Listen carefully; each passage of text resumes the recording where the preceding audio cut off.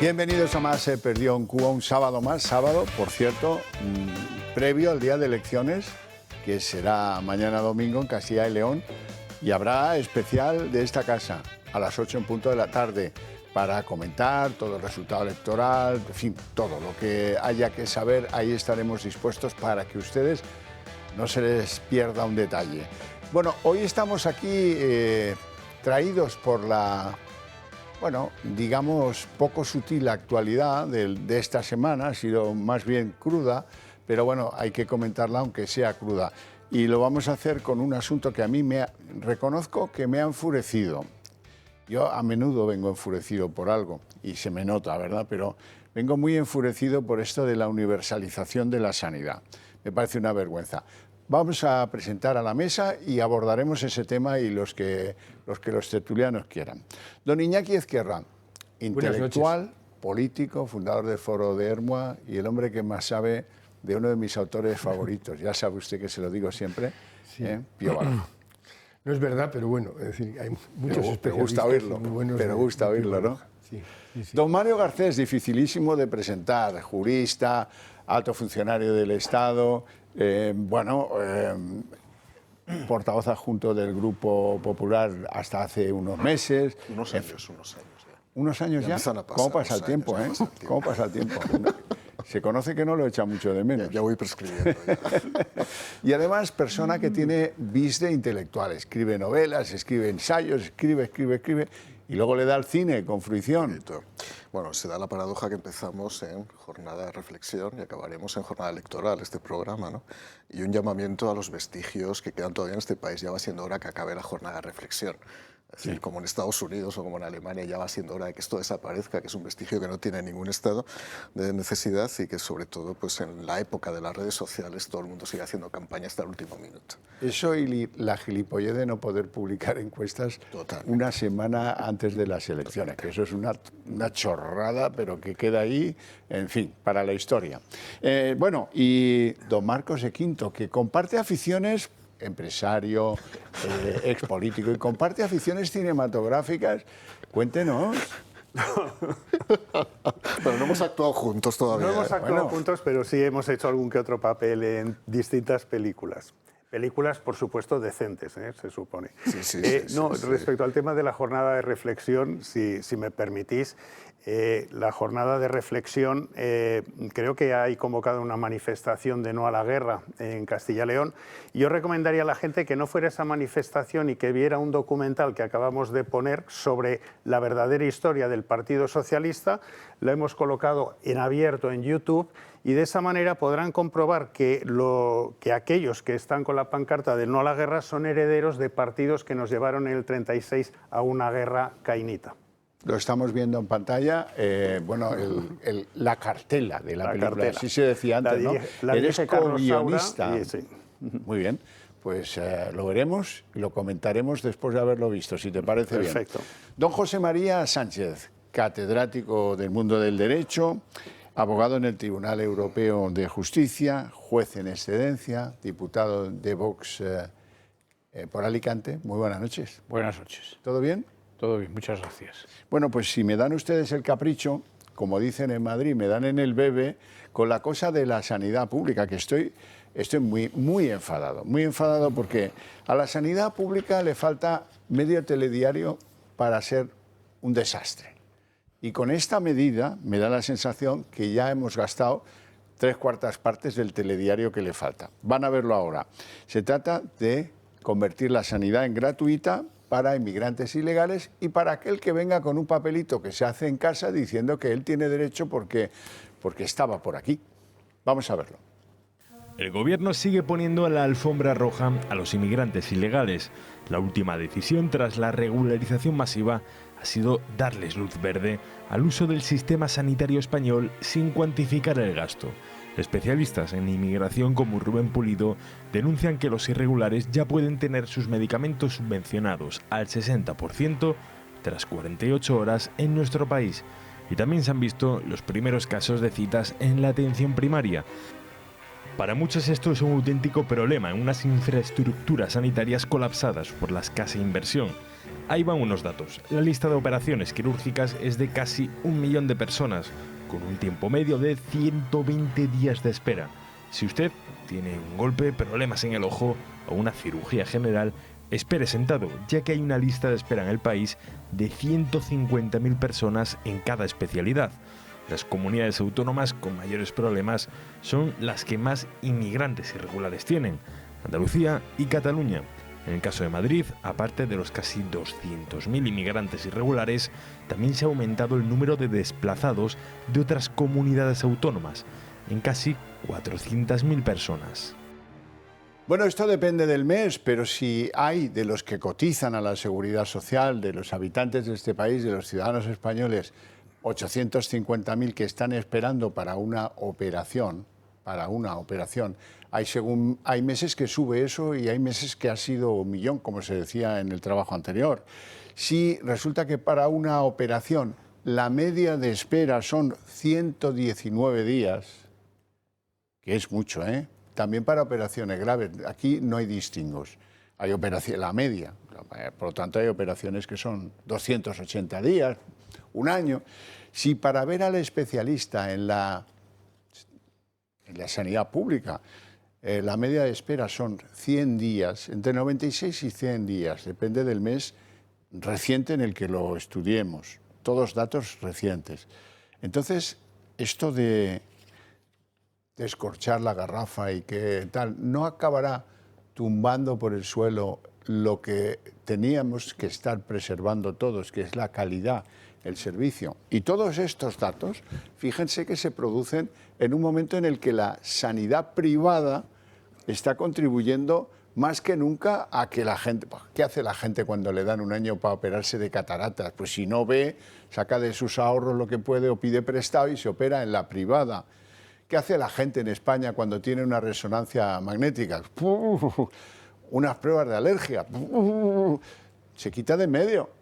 O sea que si a esto le sumáramos el gran favor que le presta la sanidad privada a la pública, ya sería el despiporre. Solo le faltaba a esto la ocurrencia de Mónica García, Mema, la llamaban, sin ofender, médica y madre, la cosa como sean. Pero esto... ¿A vosotros os indigna, Mario Garcés? Sí, bueno, por supuesto que es indignante. La justicia, cuando pasó a ser internacional y ser universal, dejó de ser justicia. Cuando la sanidad pasa a ser universal, deja de ser sanidad. Vamos a ver, aquí hay un corazón, pues el cuerpo de ciudadanos españoles, que son los que tenemos la necesidad de ser cubiertos por el sistema sanitario. Es verdad que cuando llega una persona en situación irregular, que nunca debería llegar, por cierto, porque son ilegales, se les puede atender de manera inmediata. Por una razón de emergencia, es puro humanitarismo, pero no podemos convertir eso... Es otra cosa, eso no es sanidad universal, eso es una atención de emergencia por humanitarismo. Pero una vez que se atiende, evidentemente, nosotros no tenemos que hacernos cargo ni de esa persona, ni evidentemente de su asistencia sanitaria. Aquí se dan varias paradojas, ¿no? La primera es que es una norma de rango estatal. Es muy fácil para Mónica García regular cuando sabe que la competencia ejecutiva la tienen las comunidades autónomas, con lo cual se va a provocar además un problema de inflación de gasto público que va todavía a tensionar más el desequilibrio presupuestario de las comunidades autónomas. Yo he sido consejero de Hacienda, una comunidad autónoma donde radica fundamentalmente la raíz de los desequilibrios presupuestarios y del déficit público autonómico está en el gasto sanitario, en el gasto farmacéutico. Por cierto, vendría bien recordarle a Mónica García, ya lo sé, que, por ejemplo, durante los últimos años, y mucha gente nos está escuchando, padecen de determinadas enfermedades crónicas que requieren determinados medicamentos, esos medicamentos han estado en falta en España. ¿Qué va a pasar ahora? Pues si ya estaban en falta hasta ahora porque no había suficiente oferta para poder cubrir la demanda existente o persistente, ahora se va a poder cubrir con toda la gente que ha llegado. En segundo lugar, insisto, las comunidades autónomas, ¿cómo van a atender este gasto? Desde luego, la vía no es como decía, y lo siento mucho, Alberto Núñez Feijóo, y lo siento porque ha sido presidente de una comunidad autónoma, decir que la financiación tiene que ser condicionada. Es que eso es imposible porque la Constitución no prevé que la financiación sanitaria de las comunidades autónomas sea condicionada, salvo que quiera cambiar la Constitución, con lo cual estaríamos en un modelo radicalmente diferente. Y 3, ya es hora que se revelen también los profesionales de la sanidad. Es que lo que no puede ser es que digan, no tenemos medios, estamos colapsados, estamos tensionados, cuando es el propio sistema jurídico, es el propio sistema administrativo, auspiciado por un universalismo absolutamente decadente y completamente ilógico el que está llevando a que el sistema se rompa por todos los lados. José María, hay una cosa que me indigna muchísimo. El decreto, en su redacción, dice que el Gobierno dará protección médica prioritaria a los extranjeros ilegales y establece cuál es el procedimiento. Que lleven 48 días mientras hagan una petición. Ellos mismos, en un formulario, ya tienen los mismos derechos que el que lleva toda la vida cotizando a la Seguridad Social. Bueno, es que, vamos a ver, es muy complicado entender esto. Esencialmente porque no acaba de entenderse cómo la ley acepta la ilegalidad. Es decir, cómo una ley, una norma, aunque sea de naturaleza y rango reglamentarios, puede santificar una ilegalidad.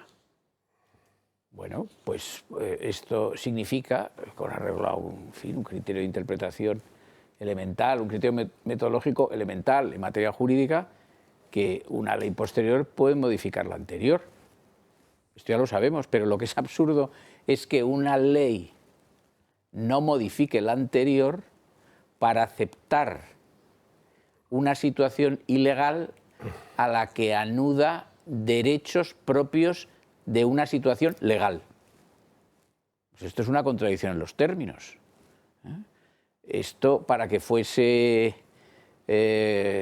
legalmente algo coherente, tendría que ser del tenor siguiente: todos los extranjeros en situación de ilegalidad pasan a estar en situación de legalidad. Ya está.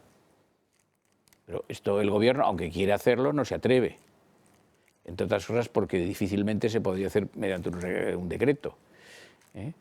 Y entonces pues anudan a una situación de ilegalidad derechos propios de quienes están en situación de legalidad. Y entonces dicen, bueno, los extranjeros en situación de ilegalidad tienen derecho de atención sanitaria. Bueno, así formulado, como digo, es un desatino, o sea, es una patada más al ordenamiento jurídico y, por lo tanto, un desprecio absoluto de lo que sea el derecho. Bueno, pero en un gobierno como este, que ya sabemos que el derecho le importa muy poco, pues tampoco nos vamos aquí a sorprender. Y luego está lo que tú dices, que no solamente anuda derechos propios de los que están en situación de legalidad a quienes están en situación de ilegalidad, sino que los hace de mejor derecho.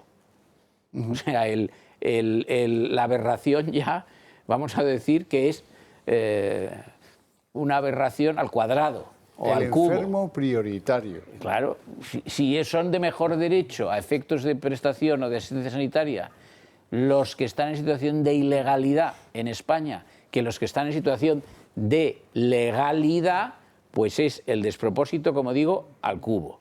Vamos, al cuadrado, no sé, porque al cubo habrá otra cosa más que se les ocurra, vamos a excluirlo, hasta n, hasta potencia n. Entonces, esto es lo que se me ocurre decir desde el punto de vista de la sinrazón de la actuación del Gobierno en el plano político, que tiene su reflejo en el plano jurídico. Pero luego está, en general, el problema de la sanidad, esto de la financiación que ha comentado Mario, en general de la sanidad en España. Yo voy a recordar algo que se publicó en el periódico Le Monde por su corresponsal en España, fuente no sospechosa de ser ni fascista, ni xenófoba, ni nada parecido, cuando la crisis de la epidemia del coronavirus. El corresponsal de Le Monde publicó un artículo titulado del modo siguiente: la descentralización de la sanidad fracasa en España. Era una señora. Lo que vino a decir es que el sistema descentralizado de sanidad vinculado al Estado autonómico se estaba mostrando, en una crisis de emergencia sanitaria como esa, se estaba mostrando ineficaz. ¿Ineficaz en qué? Ineficaz en la atención sanitaria que precisaban todos aquellos que estaban afectados, que eran cientos de miles, por no decir millones, no por no decir, millones de españoles y extranjeros por esa epidemia. Marcos.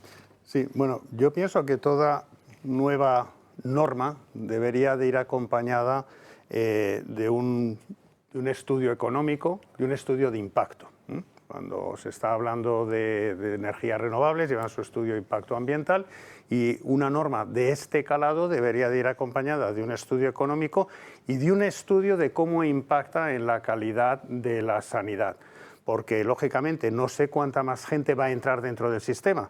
500.000, 1.000.000, 1.500.000. Si ya tenemos una sanidad tensionada, la entrada de toda esta gente no solamente puede hacer inviable el sistema de sanidad, que ya lo tenemos muy tensionado, sino que además puede representar una bajada en la calidad del servicio de los que vivimos en estos momentos aquí legalmente, ya seamos españoles de nacionalidad de origen como inmigrantes legales que están. Entonces, ese estudio se debería de haber hecho, porque ahí hay que cuantificar cuántos hospitales más vamos a necesitar, cuántas enfermeras más, cuántos médicos y cuántos recursos económicos más para esta cosa que unilateralmente se ha decidido. Por otro lado, una iniciativa de este tipo merece la pena que se debata en el Congreso de los Diputados y no que nos lo den todo hecho, para que la gente tenga conocimiento de las implicaciones de esto y se sepa, porque no creo que estuviera en el programa electoral del Partido Socialista. Entonces, de nuevo, es una puñalada a los españoles, por decirlo de alguna manera. Imagínate que la sanidad fuera un restaurante y que resulta que no hay mesas suficientes ni camareros y ahora nos va a entrar una gente que además tienen esa prioridad y te van a levantar de la mesa porque ellos van a pasar antes de la cola de los que están haciendo cola en ese restaurante. Esta es un poco la situación. Y por otro lado, se dice, sí, eso es para los que están en estos momentos en España. A mí lo que me preocupa no es dársela a los que están en estos momentos en España, sino cuántos que no están en estos momentos en España, ante esta situación, van a coger y apresuradamente se van a venir aquí para utilizar algo que nos hemos dado los españoles y que el gobierno ha decidido unilateralmente abrirlo a todo el mundo del mundo mundial, que este es el problema. Sí, sí, esto también implica a los ingleses o a los rumanos que dicen, bueno, yo me tengo que operar la cadera, ¿dónde lo hago? Bueno, ¿en la Costa del Sol o en Manchester? Bueno, hay algunos países con los cuales al final les puedes traspasar la factura, pero el problema es que hay muchos donde no les vamos a traspasar la factura y bueno, y vamos a hacer esto. Van a hacer de nuevo buenísimo el gobierno con el dinero tuyo, tuyo, tuyo y tuyo. Bueno, pues vamos a ver ahora cómo lo celebran. Por fin tienes acceso a la sanidad, aunque no tengas permiso de residencia o trabajo. يمكنك الآن الاستفادة الكاملة من حقك في الرعاية الصحية العمومية. Pas besoin d'être inscrit à la mairie, pas de paiement rétroactif, pas d'obstacle administratif. Doar că trebuie să întrebi la centrele de sănătate din cartierul tău cum să soliciți acest drept. 更多信息请查看 universal.sanitas.gov.es. Así es, el Gobierno de España ha aprobado una reforma para garantizar que la sanidad sea universal para todas las personas que viven en nuestro país. En 2018 dimos un paso para recuperarla, pero todavía quedaban algunas barreras administrativas. Con este nuevo Real Decreto convertimos ese derecho en un hecho. En un momento en el que el racismo y la exclusión avanzan en muchos lugares, España reivindica con orgullo que la sanidad pública es un derecho universal para todos y para todas. España elige cuidar, España elige proteger el derecho a la salud, España elige que nadie tenga miedo cuando necesita atención sanitaria. Bienvenidas, bienvenidos, welcome, bienvenue, marhaba, tuanjin, binavenid, yosamati. Rinconcito para hablar de la salud en Más se perdió en Cuba con don Adolfo Albistur, que ya me acompaña una noche de sábado más aquí. Hay mucha gente que no puede dormir. Ese es un problema que afecta a tu salud, a las ganas que tienes por todo o de todo, o la falta de ganas de todo y por todo. Pero ahora tenemos remedio. Tenemos remedio. Además, esto ya hacía años que estábamos intentando buscar un producto que fuera eficaz para realmente tener un descanso, para dormir, para descansar bien, para tener un descanso reparador. Porque sí que existen pues la melatonina, existen ciertos medicamentos, pero realmente algo que sea invasivo, es decir, que no te haga daño, que lo puedas utilizar y que realmente sea muy eficaz, no existía. Es verdad que hay estudios, ya se han hecho en Alemania, en Estados Unidos, donde se ha conseguido un dispositivo, que fíjate, Xavier, que lo que hace es estimular el nervio vago. La mayoría de la gente no sabe lo que es el nervio vago. A lo mejor alguno lo ha escuchado en algún sitio, ¿no? Bueno, pues no he estudiado medicina o algo de eso. Eso es. Vago no es por la vaguedad, ¿no?, que entendemos. Viene el latín vagus, que significa errante, que vaga, ¿no? Y es el nervio más largo que tenemos en el cuerpo. Y va desde el bulbo raquídeo hasta el intestino. Y es el que es el responsable de todas aquellas acciones que no somos conscientes, mover el corazón, respirar, digestión y de descansar. Esta estimulación del nervio vago es la que provoca que tengamos melatonina y que realmente cuando vayamos a dormir, que empezamos a dar vueltas por todo el estrés del día, podamos descansar. Y ahora ya con este dispositivo lo vamos a conseguir. ¿Y cómo se usa? Pues mira, fijaros qué sencillo. Este es el dispositivo. Fácil, ¿no? Es incluso más pequeño que un móvil. Entonces, lo único que tenemos que hacer es, a través de 2 pincitas, porque el nervio vago, como va por todo el cuerpo, va inervando diferentes lugares. ¿Dónde va el nervio vago? Entre otros lugares, en este sitio, en los lóbulos de las orejas. Entonces, tenemos 2 pincitas, una la ponemos en un lóbulo, la otra la ponemos en el otro lóbulo, y lo único que vamos a conseguir es que a través de encenderlo, pulsarlo, pues 5, 10, 15, 20 minutos, él va a estar dando impulsos al nervio vago, lo estimula para que realmente exista esa relajación del cuerpo, esa melatonina, esa serotonina, que llegue a que lleguemos a ese momento de relax y que no trabajemos con la parte, pues eso, más de estrés. ¿Tiempo de uso? Pues se puede poner de diferentes maneras. Lo suyo a lo mejor es 20 minutos diarios. Pero si no tenemos esos 20... no necesariamente previos al momento de dormir. No, tampoco. Vale. Hay gente, a partir de las 6 de la tarde es conveniente, porque a partir de las 6 de la tarde el cuerpo se va preparando para descansar. Pero bueno, si lo tenemos que poner por la mañana, si lo queremos poner un par de veces, lo bueno es que totalmente invasivo, tú no notas nada porque realmente son frecuencias que van directamente al nervio vago, él sí las nota y lo que hace es esa estimulación de este nervio para que nosotros lleguemos a lo que necesitamos, que es descansar bien. Xavier, la gente que no descansa bien, al día siguiente se encuentra mal, se somatiza, tienes malas digestiones, es decir, todo es un caos, ¿no? Y con este producto vamos a conseguir descansar bien. Además, las personas que hayan visto ya en el toro, por ejemplo, el otro día en el gato al agua, que vinimos con la doctora Olga García, verían cómo ella explica la importancia que tiene esta estimulación del nervio vago. Bueno, pues ventajas para nuestros espectadores. Pues mira, la gran ventaja ahora, aparte del gran precio que vamos a tener de lanzamiento, es que llaméis lo antes posible, aunque ahora evidentemente no os vamos a poder coger la llamada, pero que llaméis lo antes posible a ese teléfono que tenéis en pantalla, 900-730-101, para que podáis reservar, porque sí es verdad que la demanda es muy grande, eso lo tengo que decir. Hay muchísima gente que descansa mal y que quiere el producto. Así que llamar lo antes posible, 900-730-101, con un gran descuento por ser espectadores del Toro Televisión. Pues muchas gracias, don Adolfo. Gracias a ti, Feliz Xavier. fin de semana. Igualmente. Y ya te pediré el estimulador del nervio vago, porque algunas noches también me las paso también te la paso en blanco. Bueno. Nos vamos a publicidad.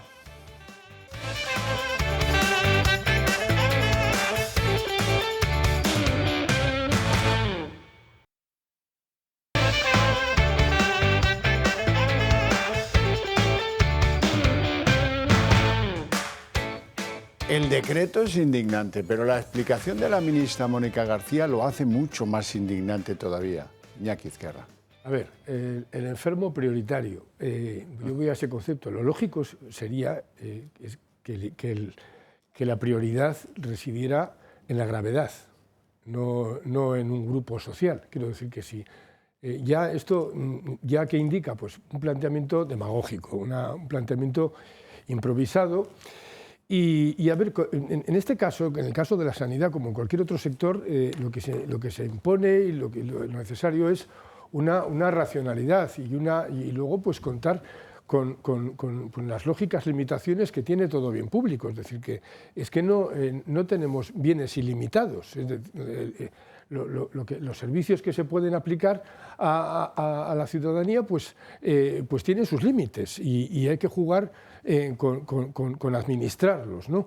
El tema de la sanidad ya originariamente ya tenía sus propios problemas. Yo me acuerdo que en la época de Rubalcaba pues él presumía de la sanidad pública y de lo barata que le salía al Estado. Es decir, ¿qué quiere decir esto? Pues que teníamos ya de partida una sanidad que la podíamos disfrutar de ella a costa del colectivo médico y a costa de unos sueldos bajos.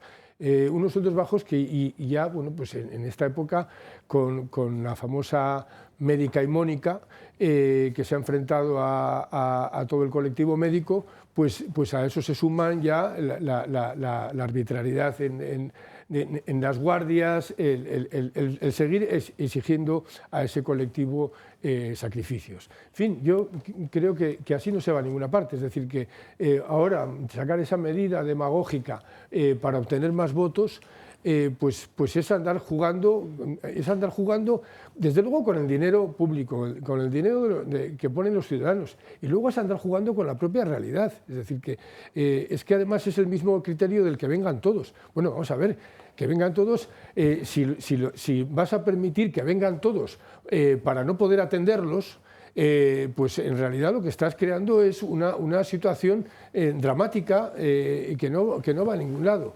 En cuanto estoy de acuerdo con la contradicción que planteaba José María Sánchez, o sea, dar carta de legalidad a quienes has declarado que no son legales.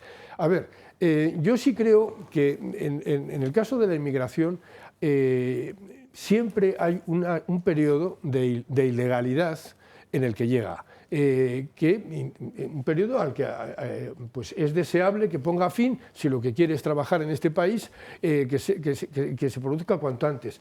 Yo en ese sentido, o sea, estoy de acuerdo en que a una situación de emergencia, que lo comentaba también Mario Garcés, sea atendido desde luego a alguien que se encuentra en una situación de enfermedad o de necesidad de esa sanidad pública.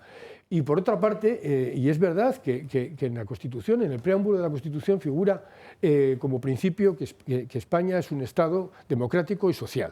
Estas cosas yo creo que son básicas, y es verdad que la sanidad pública debería estar blindada. Yo pienso que tanto las pensiones como la sanidad pública deben estar blindadas, es decir, son prioritarios. Ahora, claro, pero es que volvemos al tema de los límites que tenemos materiales. O sea, lo que no puedes hacer es una sanidad pública y luego no recortar gastos en el funcionariado, meter 500.000 más de la noche a la mañana. Es decir, que entonces, bueno, pues, en fin, claro que hay que procurar que los bienes sociales sean lo más extendidos posibles a la población, pero también hay que andar recortando en gastos superfluos y en la cantidad de chiringuitos pues en los que se ha especializado este gobierno en sus legislaturas, ¿no? José María Sánchez. Bueno, he pedido un turno extra para hacer alguna precisión a lo que acaba de decir Iñaki Ezquerra. Bueno, es que en realidad es discriminatorio, pero el fundamento de la discriminación no es legítimo. Es decir, una discriminación por razón, si queremos, de nacionalidad. O sea, el que es extranjero y además es ilegal disfruta de un mejor derecho del que es extranjero legal. Y, según lo que dice el texto, también respecto del que es nacional. Discriminación por razón de nacionalidad. Porque la discriminación que tú apuntabas es la única discriminación que cabe en materia sanitaria. Es decir, la atención será prioritaria cuanto más urgente sea la necesidad médica o sanitaria del afectado. Esto es evidente, claro, esto es evidente. Si va un señor que ha tenido un accidente a un hospital de urgencia, un señor que ha tenido un accidente con riesgo de muerte, pues no van a atender primero a un niño que llega porque tiene anginas en el servicio de urgencia, o estaríamos en una película de los hermanos Marx, que es en lo que están convirtiendo España, si lo queremos ver de una forma amable, este gobierno, ¿no? En segundo lugar, tú has hecho mención a un concepto de la economía que no es el que hace suyo este gobierno, ni en general, vamos a decir, la socialdemocracia subsistente, que es que la economía es un saber relativo a los recursos que por su naturaleza son escasos. No, para la socialdemocracia no son escasos. Y para una socialdemocracia sacada de quicio como la de este gobierno, menos. ¿No son escasos? Tú dices, bueno, pero es que claro, hay que administrar lo que hay. también los recursos sanitarios. Pero es que para estos señores los recursos se pueden incrementar sin tasa. ¿Cómo? Pues ya lo sabemos. Ellos se endeudan. Se endeudan. ¿Cuáles son las consecuencias de la deuda? ¿Pero tú crees que le preocupa a Sánchez? ¿Cuáles pueden ser las consecuencias de la deuda a largo plazo? Vamos, le dan carcajadas. Carcajadas. Eso le da igual. Lo que le interesa es hacer lo que le parece que va a merecer el aplauso del electorado probablemente más obcecado que vota en las elecciones, que son esencialmente a día de hoy los que le votan a él. Ya está. Y luego una tercera cosa. Tú dices que estás de acuerdo con que hay una atención de emergencia aún a personas que están en situación de ilegalidad. Pero vamos a ver, es que eso va de suyo.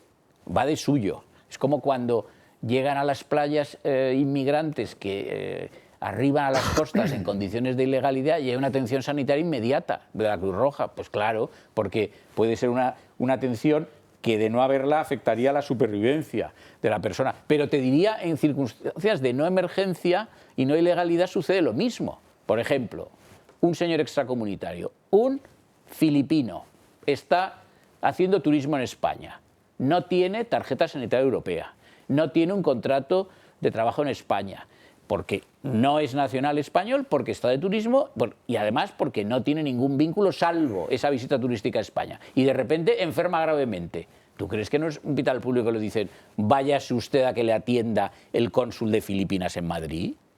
Le atienden. Luego ya veremos las consecuencias de esto.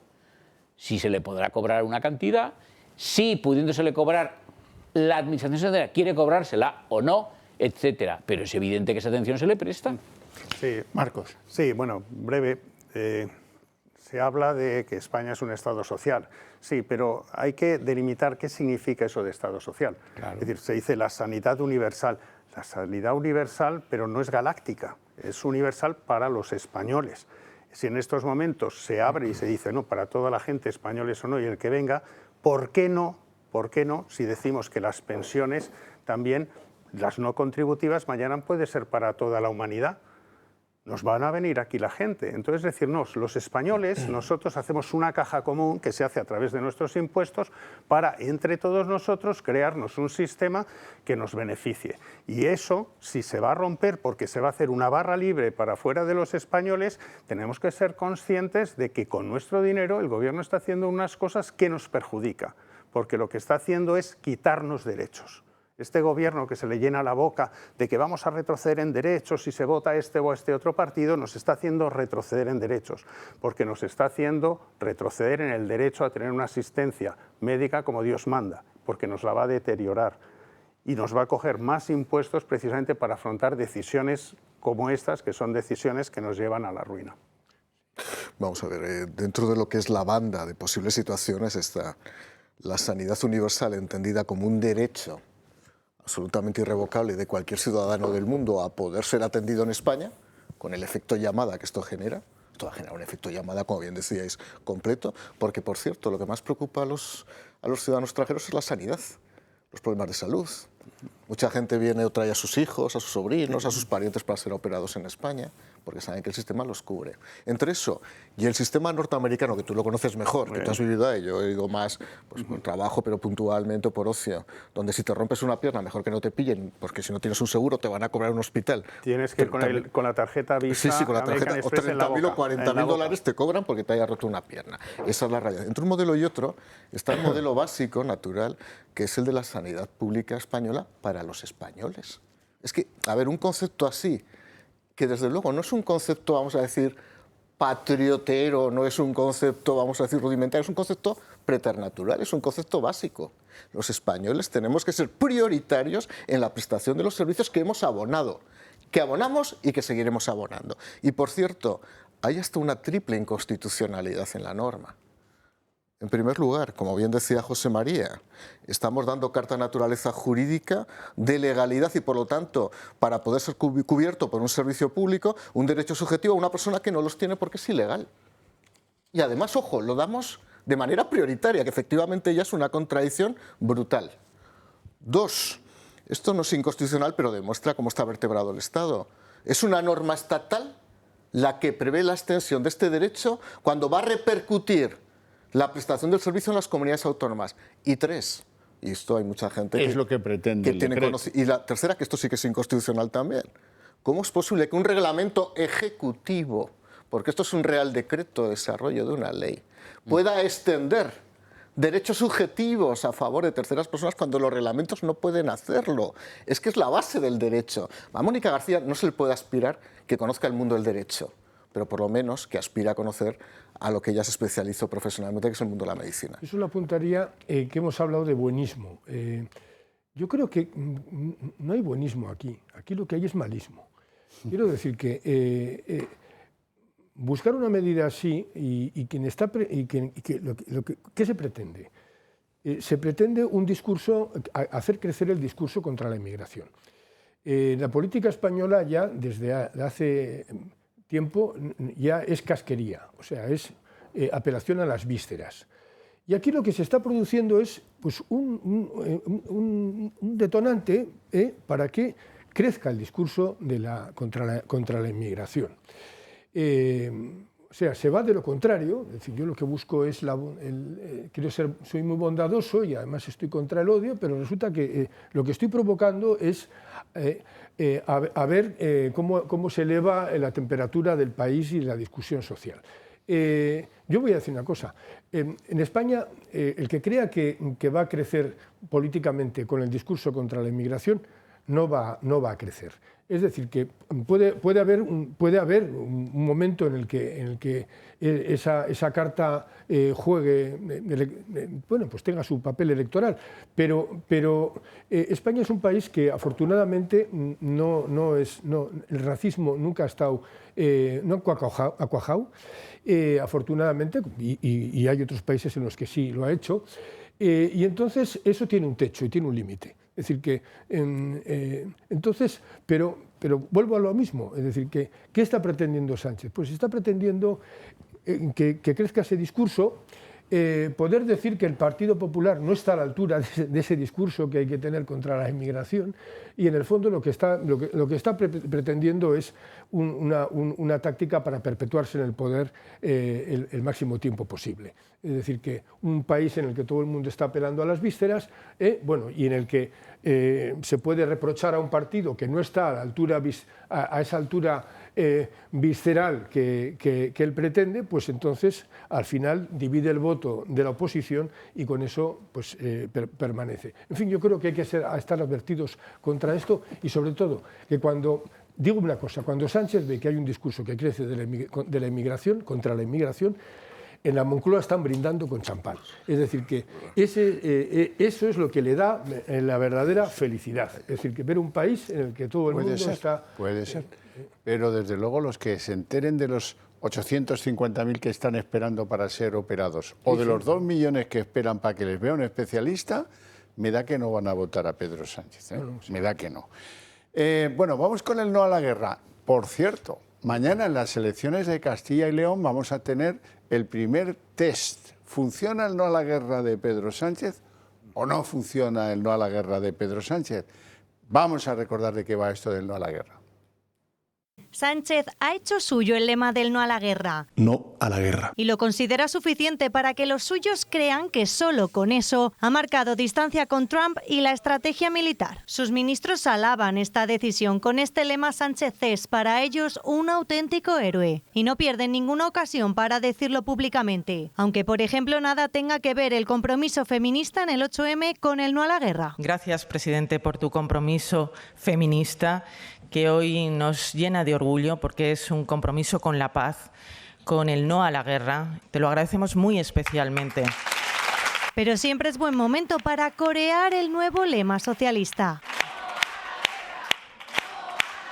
De hecho, esas 3 palabras de las que tanto presume Sánchez, no a la guerra, son suficiente medida para proteger a los españoles de las repercusiones del conflicto en Irán. Y es el presidente del Gobierno quien lidera absolutamente alto y claro ese no a la guerra, como le decía, que es la mejor medida para proteger las vidas y los bolsillos de la ciudadanía. Pero lo cierto es que la realidad contrasta con el discurso antibelicista. Las decisiones del Ejecutivo muestran una implicación mucho mayor en defensa que al inicio de la legislatura. Sánchez aprobó el año pasado un plan para elevar la inversión militar al 2% del PIB, cumpliendo con la OTAN. Pues es evidente que todos tenemos que hacer un esfuerzo. Y ha destinado más de 10.400 millones de euros a modernizar las Fuerzas Armadas. Se trata de uno de los mayores incrementos de gasto militar en décadas. El Gobierno también ha ampliado partidas, impulsado programas aéreos y navales y ha comprado armamento puntero. Y también ha desplegado tropas terrestres en Europa del Este. Tras el estallido del conflicto en Oriente Próximo y mientras Sánchez hablaba del no a la guerra,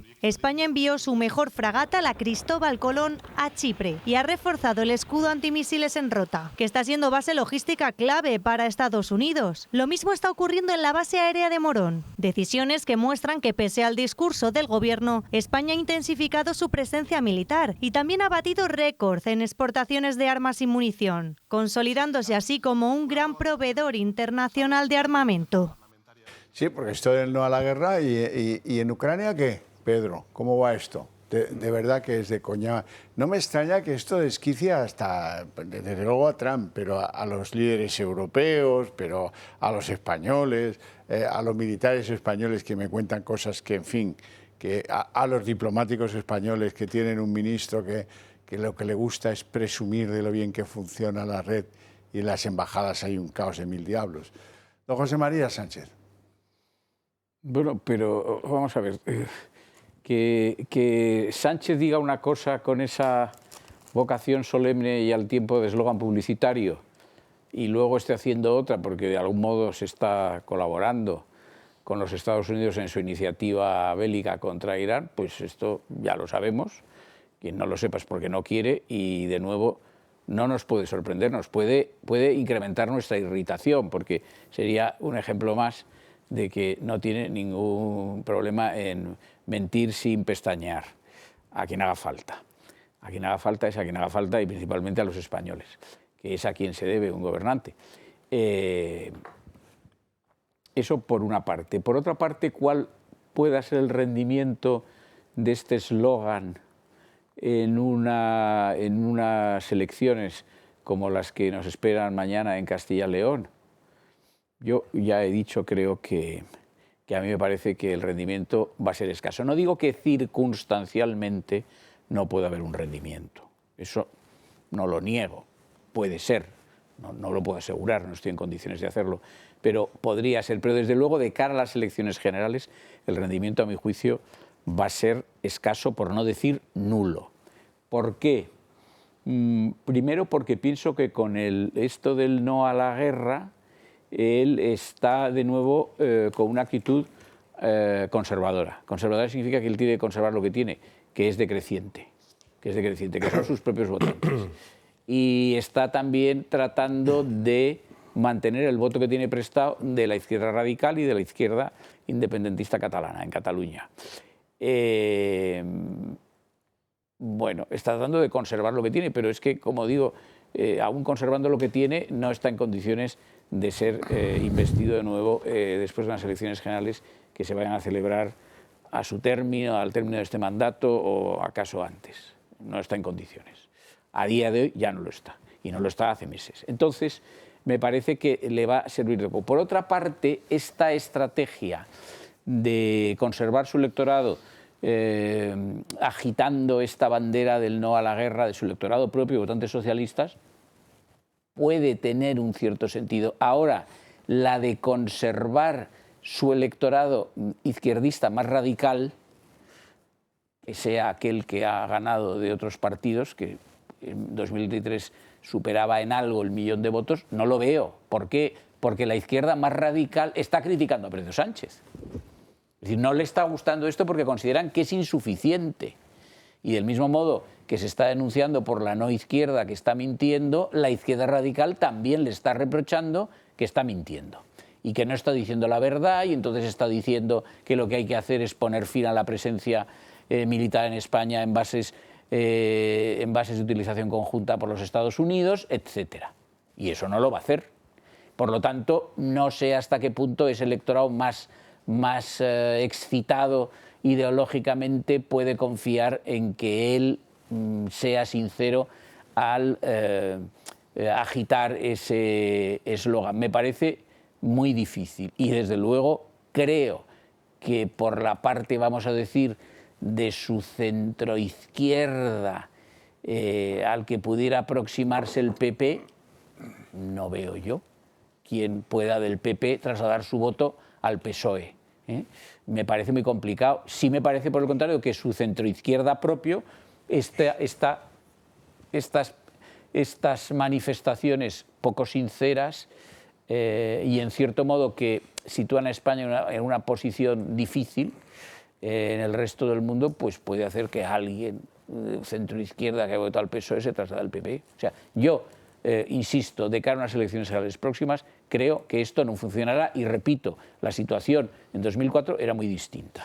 Era muy distinta, esa es la clave, la ecuación. Cuando tú estás en la oposición y te pones a machacar al gobierno porque está medio participando y te pones en el no a la guerra, te puede funcionar. Cuando estás en el gobierno es mucho más difícil que te funcione. Pausa de publicidad, 2 minutos, enseguida volvemos.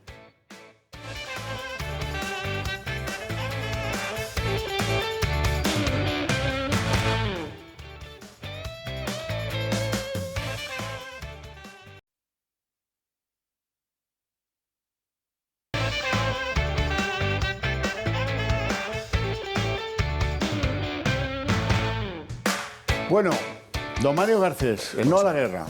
La izquierda española desde los años 70 ha enarbolado el baluarte del antiimperialismo, el antimilitarismo y el antiyanquismo. Por cierto, de una manera que ha ido evolucionando a lo largo de los últimos 50 años, porque cuando el yanquismo estaba representado por gobiernos demócratas, bajaban la intensidad del ataque. Cuando es un presidente republicano, incrementa la intensidad del ataque, y no será porque Obama no hiciera muchísimos rotos, el Premio Nobel de la Paz no hiciera muchísimos rotos en toda la geografía internacional, ¿no? Eso le sirvió a Felipe González con el tema del no a la OTAN. Por cierto, en aquel momento las contradicciones eran diacrónicas, es decir, se decía no a la OTAN y unos meses después, cuando ya se era presidente del gobierno, se decía sí a la OTAN. Y aparecía ya toda una serie de argumentarios de justificación y de autoridad para intentar acreditar lo que antes estaba desacreditado. Luego llegó el presidente, el que iba a ser presidente sedente, el que ante la bandera de las barras y estrellas decidió no levantarse. O sea, es como el mono Punch con su mono ahí en el zoológico japonés, ¿no? Decidió que no, y eso le vino bien, porque hay una izquierda muy boba, que es verdad que ha ido, vamos a decir, relajándose a lo largo de los últimos años, pero que consideraba que ese tipo de reacciones ante el todopoderoso y hegemónico líder, el ayatolá yanqui, era una manera de rebelarse y, de alguna manera, ser los adalides de la resistencia europea, de la vieja Europa, contra el imperialismo norteamericano. Y luego llega, por fin, Pedro Sánchez, que reinventa el anacronismo. El anacronismo ya no es diacrónico, es sincrónico. ¿Qué quiero decir con esto? Que hace y dice lo mismo y lo contrario a la vez. Claro. Eso no lo hacía Felipe González. Felipe González por lo menos tenía un periodo de cambio. Bueno. El irredento, sí. El tema de la OTAN, sí. Pero este dice y hace lo mismo, hasta Meloni lo descubrió en el primer momento. Digo, ¿pero usted qué dice? Si usted ha hecho una cosa, ha firmado una cosa y sale a la rueda de prensa después a decir todo lo contrario. Dicho eso, y un último matiz, ¿esto le puede ser útil? Puede ser útil, pero cada vez menos. Estoy de acuerdo, José María. Creo que les puede servir. De cara a unas elecciones autonómicas que han quedado muy diluidas realmente y que han tenido muy poca intensidad y que se podían haber evitado toda la campaña electoral, porque para ver por ahí, en fin, a una serie de gente perseveraar por todo el territorio de Castilla y León, por la verdad que se podía haber evitado. Y un último comentario respecto al movimiento feminista. Era de esperar que el movimiento feminista agarrase el mástil del no a la guerra. Bueno.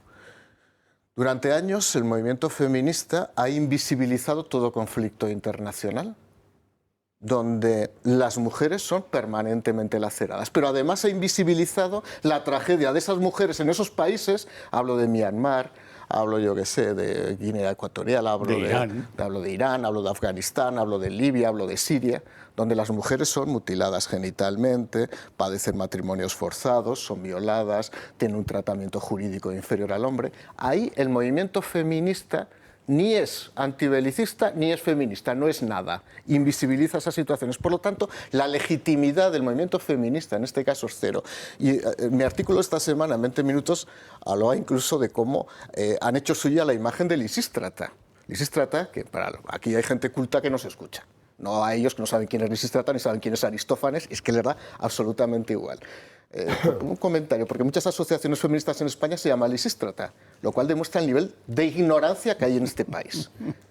Aristófanes escribió una comedia en el siglo V que habría seguramente ganado la sonrisa vertical si no se presenta Juan del Val, que la habría ganado todos los premios posibles en los últimos años. Faltaría más. Bueno, consiguió escribir una de las comedias más maravillosas del siglo V antes de Cristo y ponía en evidencia cómo las mujeres se levantan contra la guerra por la primera huelga sexual de la historia. Sí. Las mujeres deciden no atender las pulsiones sexuales de los guerreros precisamente para evitar la guerra. Pues que le quedara claro a todo el mundo y a las feministas. Lo que quería Aristófanes no era pacifismo puro. Lo que quería era que dejaran los espartanos y los atenienses de atacarse entre sí para atacar a su enemigo tradicional, que ¿sabéis quién era? Irán. Es decir, era la antigua Persia, eran los persas. Por lo tanto, ayer como hoy, el enemigo sigue siendo el mismo. ¿La huelga esta también la sigue Begoña o cómo? Yo creo que Mónica García la debe ser. Marcos. Sí, yo creo que el no a la guerra es, ante todo, un ejercicio de melancolía. Es un ejercicio de melancolía donde en Moncloa los guionistas pues, han tratado de sacarlo, pero en unas circunstancias muy distintas, porque no es la situación donde Aznar de alguna manera sí estaba involucrado y entonces la oposición cogía y decía no a la guerra contra un gobierno que supuestamente estaba a favor de la guerra. Ahora las circunstancias son distintas, el gobierno ha dicho no a la guerra, entonces se sale a la calle a decir no a la guerra contra la oposición. Por eso digo que es un ejercicio de melancolía. Esto es todo falso, como lo que hace este gobierno.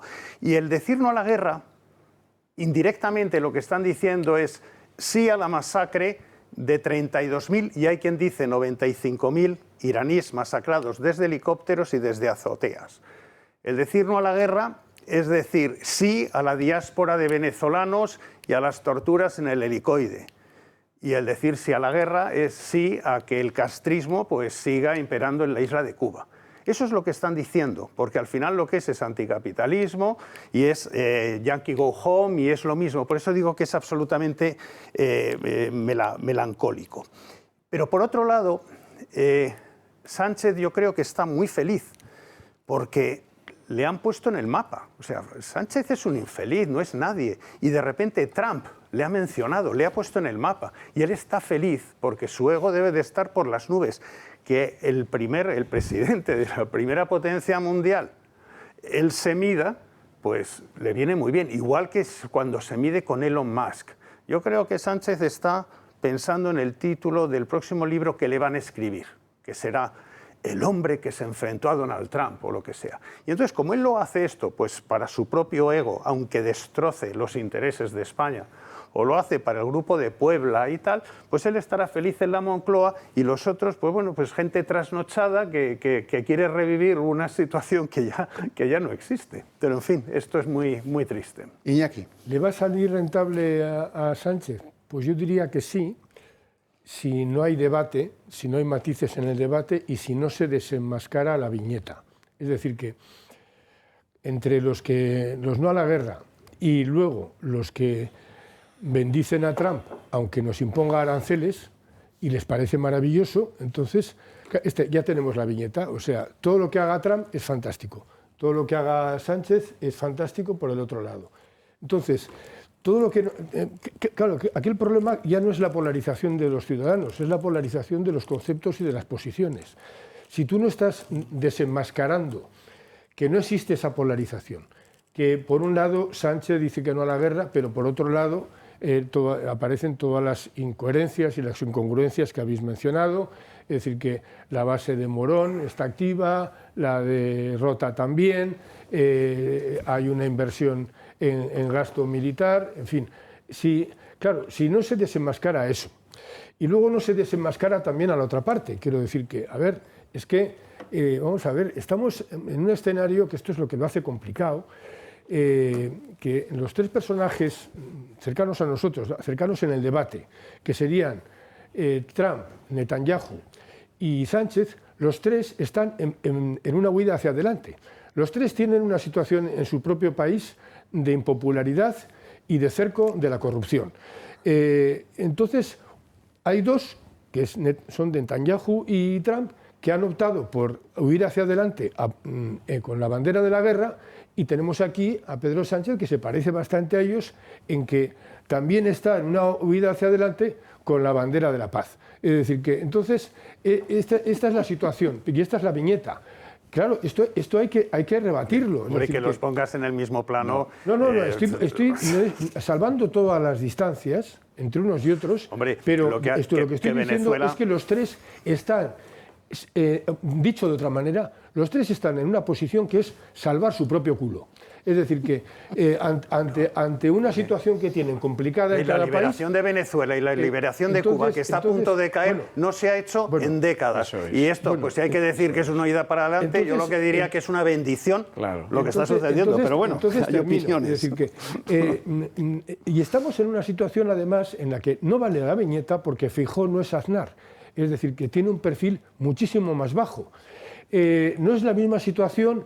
Porque en el caso de Irak y de las supuestas armas nucleares que tenía Saddam Hussein, había muchas dudas. De hecho, dudas hasta el punto de que en aquel momento a mí me llegó un fax de Moncloa un manifiesto para apoyar la guerra, y yo no la apoyé. Y es más, en aquel momento yo tuve un par de ocasiones, una de ellas de estar en un mitin frente a Aznar, y yo apoyaba en el País Vasco a Antonio Basagoiti en unas municipales, y tuve la oportunidad de decirle a Aznar que no estaba con su guerra, aunque apoyaba la candidatura de Basagoiti. Es decir, que en aquel momento lo de las armas nucleares no estaba claro. En este caso sí. En este caso hay verdaderos informes, se sabe que llevan más de 20 años enriqueciendo el uranio. Entonces, sí es una situación distinta, hay muchas características distintas, pero a lo que voy es a que hay que romper la famosa viñeta, es decir, que no se puede, porque por otra parte, y termino, los propios países que se han alineado con Trump también están poniendo cantidad de pegas, quiero decir que y lo están apoyando con un sentido crítico. O sea, aquí lo que flota es el sí a la cooperación, pero no a la coalición. Entonces, bueno, esta ha sido esta fue la postura que tuvo Alemania en la guerra de Irak, y esta es la postura que hoy tiene Portugal. Bien difícil y bien distinta a la que tiene Alemania hoy, que sí, está increíblemente alineada. Pero que tampoco están entusiasmados, porque vas viendo el día a día cómo yo no sé cómo acabará el asunto, pero tengo que hacer que el programa avance, porque si no nos encasquillamos. Nos encasquillamos 1 y 2 y 3 y 5 veces. Por cierto, no hemos hablado, no es que yo proponga temas complicados, no, oiga, dicen los americanos que el Jamenei II, el Junior, que murió, que está muerto. Ya veremos, pues no vale la pena sacar esos temas a discusión, porque cada uno tiene su opinión y ya veremos qué dice la historia. Si tal fuera, pues a lo mejor hasta Trump tenía esto ganado, como para no saber si en las generales, cuando sean, tiene efecto el no a la guerra o el sí a la guerra. Lo que sí está claro es que al gobierno le ha pillado esto sin tener claras... Le voy a dar palabra a don José María Sánchez. Sí. Así yo me recupero. Eso es. Sí, porque si no reviento, y también revientas tú de todo. O sea que esto es una emergencia sanitaria. Bueno, vamos a ver. No, yo quisiera, reconociendo la sutileza del razonamiento de Iñaki Ezquerra, decirle que en esto no puedo compartir lo que has dicho. Estoy totalmente de acuerdo con lo que decía a modo de espontáneo durante tu intervención Marcos de Quinto, ¿no?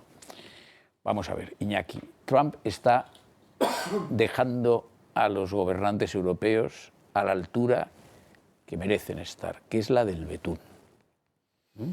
Lo que Trump está haciendo, guste más o guste menos, lo que está haciendo es operaciones que debían haberse hecho hace muchos años,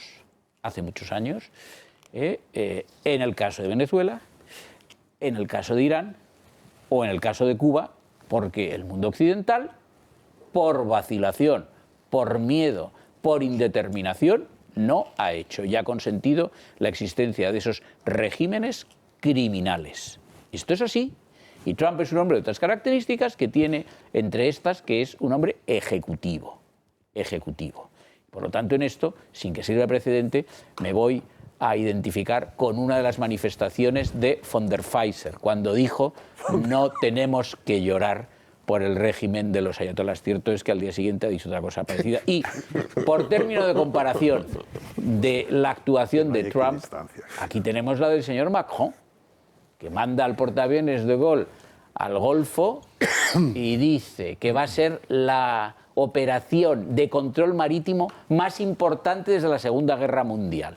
Y ha durado unos días porque ha dicho no se reúnen las condiciones para controlar ni garantizar la seguridad en el estrecho de Hormuz. Pues este es el político europeo que estamos sufriendo hace tantísimos años ante estas situaciones que son intolerables e inaceptables. Y yo parezco un guardia urbano. Cuando extiendo así la mano, no me hace caso nadie. Ya bueno, a lo que vamos. ¿Qué pasa? No se puede ser bueno, ya lo veis. No, mira, el otro, ahora el otro que quiere, y el otro, y así, y no, que ya os conozco, hombre. Una rápida. Vamos a, sí, una rápida, como la de antes, ¿no? Vamos a ver. En fin, a lo que vamos. El gobierno está hecho un lío, no sabe ni cuándo, ni qué va a ofrecer a los ciudadanos como escudo social. No saben qué llevar. Los de Podemos y los de Sumar sí lo saben. Quieren intervenir todos los precios, nacionalizar Repsol, bla, bla, bla. El gobierno dice que si acaso que el sistema de beneficiar algunas actividades no les parece bien, que es verdad que mucha gente les pide, oiga, a ver si rebajan el IVA. Hasta Pradales se apunta al tema. Quiere bajar el IVA del Lehendakari del 21 al 5, que es más que lo que pide Garamendi. Sí, sí. Bueno, ¿harán caso a Pradales? Pues no lo creo.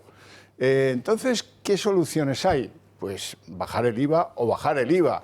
Y quitar, si quitar el impuesto a la generación eléctrica es un 7%, no arregla la situación del bolsillo del contribuyente. Lo del IVA podría. Depende del entusiasmo del gobierno, que hasta ahora es desconocido, no existe. Entonces, cuando el PP se obstina e insiste en que tienen que bajar el IVA, ¿qué es lo que obtiene del gobierno? Pues la broma, la burla, la carcajada de María Jesús Montero. Como si de esto se tratara, ¿verdad?, de una competición, ¿no?, con los retos, absurdo, ¿no?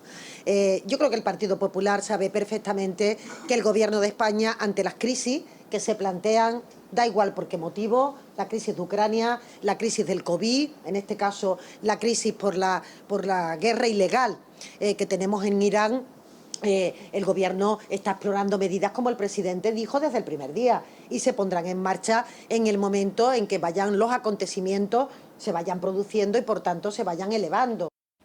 Y aquí el profesor Garcés no nos dejará mentir.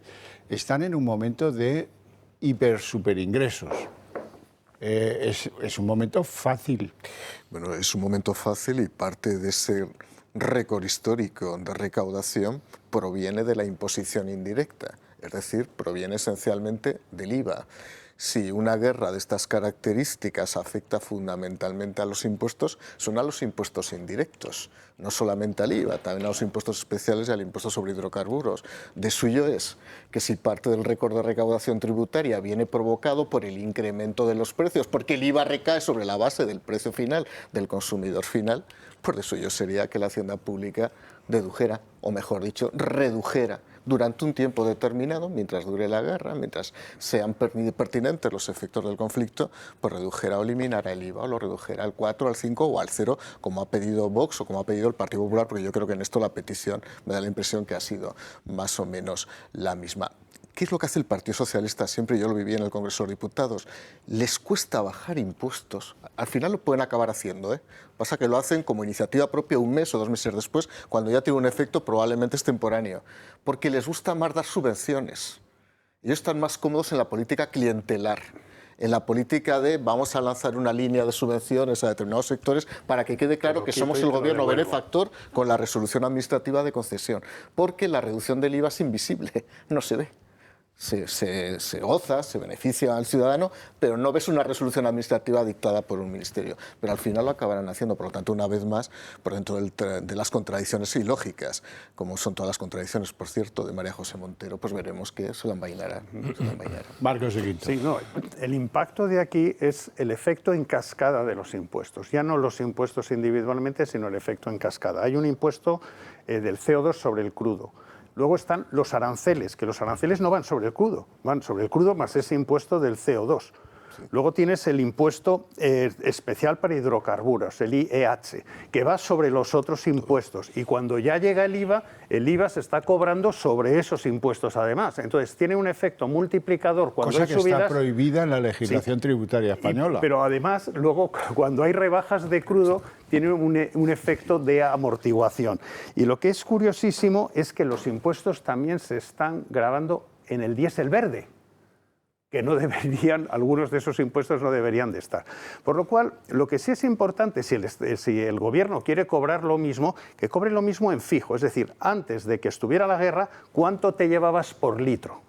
Incluido el IVA y todo. 50%. Y ahora, no, ¿cuánto te llevabas por litro? Pero pones por litro, pero ahora no te llevas el 50%, te vas a llevar esa cantidad aunque haya subido la parte del crudo, que es de una manera de rebajarlo. Es decir, no te estamos quitando dinero, simplemente estamos evitando que te hagas más rico, aunque yo creo que deberían de reducirlo, pero por lo menos dices, me llevo por litro lo mismo, la gente va a seguir echando los litros y yo por lo menos me llevo lo mismo por litro, pero no me beneficio de esa subida al mantener el porcentaje. Es que esto es muy importante porque en el mes de marzo el gobierno, no digo el Estado, digo el gobierno, porque luego con ese dinero hace lo que le da la gana, el gobierno va a ingresar 300 millones más en el mes de marzo. 300 millones es lo que Repsol en beneficios hace en un trimestre, pero Repsol, para hacer 300 en un trimestre de beneficio, ha generado empleo, ha hecho inversiones y el Estado se lo lleva por la patilla directamente. Dices, es que es un negociazo, no hago absolutamente nada, mantengo estos porcentajes e ingreso 300. Por eso no tiene prisa. Por eso el Estado, para estas cosas, dice, tengo que hablar con todos los grupos parlamentarios, quiero consultar con ellos. ¿Por qué no consultó con el Sáhara? Que ni siquiera Sánchez habló ni con su propio partido ni con sus socios. Pero para esto sí necesita, porque oye, va el taxímetro funcionando y va ingresando 300 millones, otros 300 y lo que sea. Y eso es solo en combustibles, porque si añadimos el impacto que está teniendo en electricidad y en alimentación, pues bueno, pues es un buen negocio para ellos. Y también, como lo que comentaba Mario, los socialistas siempre hacen lo mismo. Yo prefiero coger el dinero que esté en mi bolsillo y ya luego con cuentagotas os devuelvo lo que yo crea, en vez de dejarlo en vuestro bolsillo. Prefiero quitároslo y esto me permite quitároslo y ya luego daré subvenciones y generaré clientelismo. Y esta es la historia. Bueno, fuimos los últimos en bajar el IVA de las mascarillas en tiempos de la pandemia. Los últimos. Fuimos los últimos en una cosa que se hizo lo más chapucera imposible cuando vino el conflicto de Ucrania, que es que el gasolinero adelantase una cuota beneficiada de los litros de gasolina. Y aquí probablemente seremos los últimos en aplicar medidas de escudo social, que se les llena la boca cuando lo dicen. Iñaki. Sí, yo voy a ir a la respuesta de María Jesús Montero. Aquí ha dicho algo así como que estamos en una competición. Vamos a ver, la primera que está en una competición es ella, que está haciendo una bandera electoral con la famosa desaladora esa de ¿dónde? Ausarquia, o así se llama. Ausarquía. ¿Eh? La ausarquía dice, no lo sé. Sí, la desaladora de Málaga. La ausarquía. Sí. Málaga, sí. Bueno, ella, de repente, eso es una competencia del gobierno autónomo andaluz, de la Junta de Andalucía. Y de repente ella, desde el gobierno, quiere actuar de una manera paternalista y está presumiendo de que va a poner 200 millones para la famosa desaladora.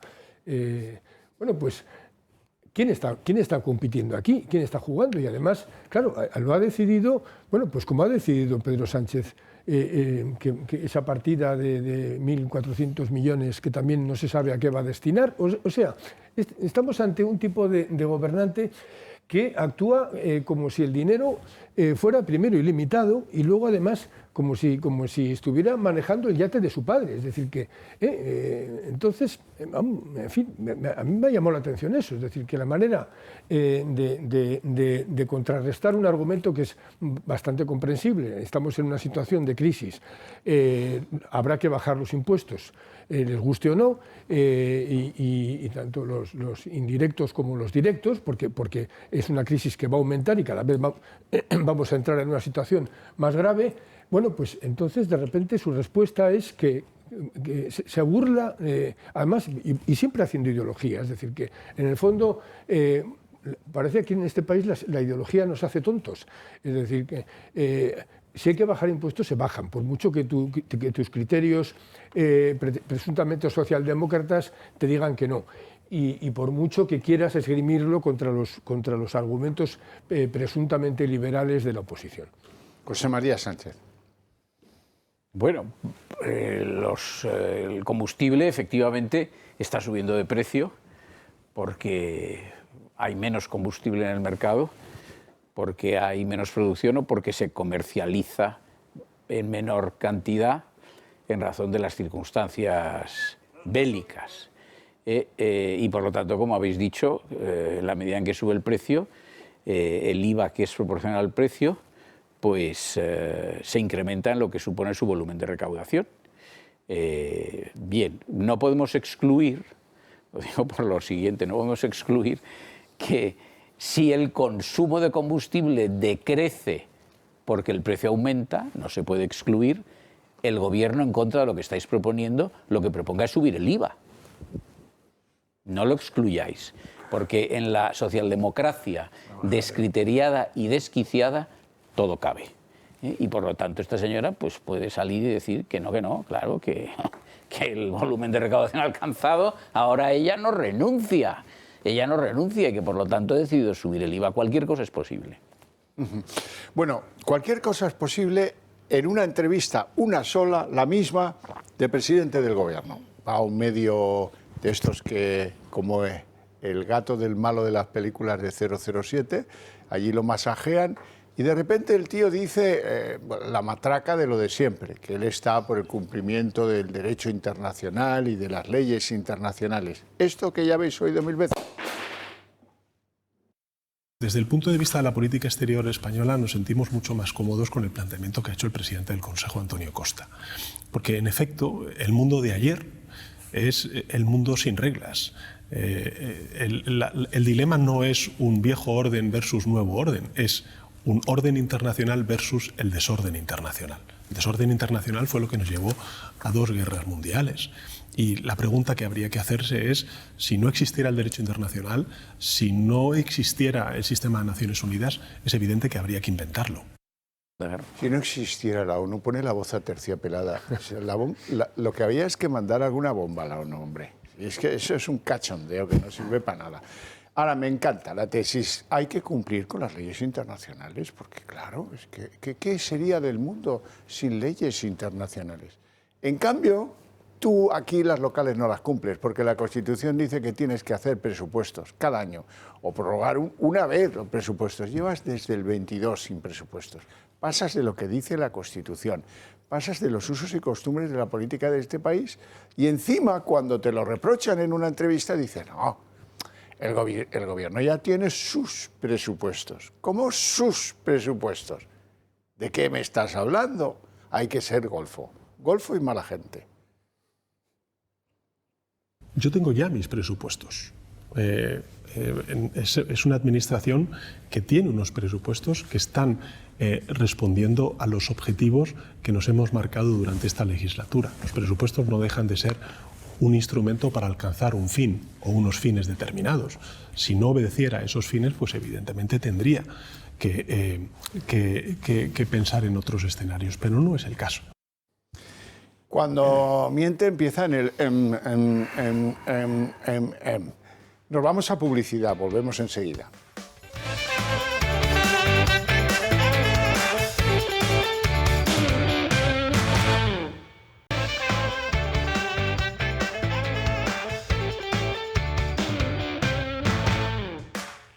Ha llegado el momento de los desengrasantes. El primero, un TikTok. ¿Pagáis vosotros para que haya unos tíos en Moncloa haciendo TikToks del presidente? ¿Y qué se ve en el TikTok del presidente? Pues que juega con unos perrillos en la Moncloa y dice, aquí me paso yo, la de tardes que me paso yo aquí con los perritos. Vamos a verlo. Que el perro es el mejor amigo del hombre, pero no tengo tan claro que el hombre sea el mejor amigo del perro. Y si no, mira.